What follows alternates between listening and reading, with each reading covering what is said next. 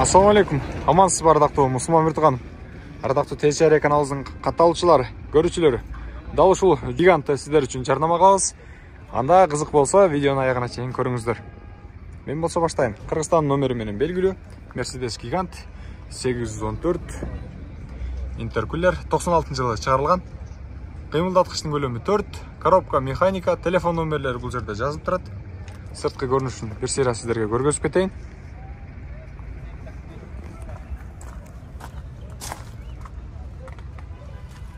Ички салонун бир сыйра көргөзөлү. Мынакей.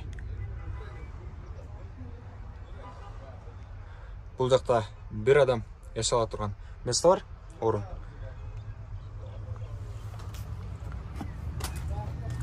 Интеркулер, воздушный система, жана ушундай 814 дегени жарнама кылып жаткан учурубуз.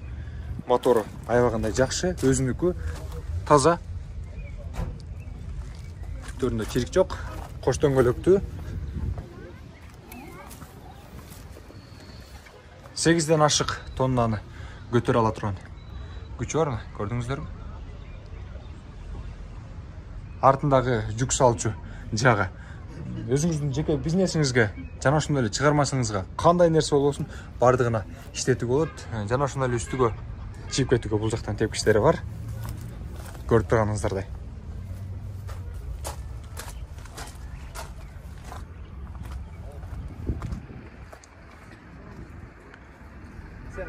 Оң капталын дагы жакшылап сиздерге көргөзүп коеюн.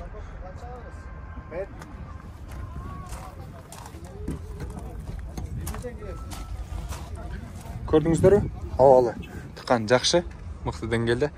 Просто бул жактан айланганга суунун жегени туруп калыптыр. Ошон үчүн айлана албай оң капталына өттүм.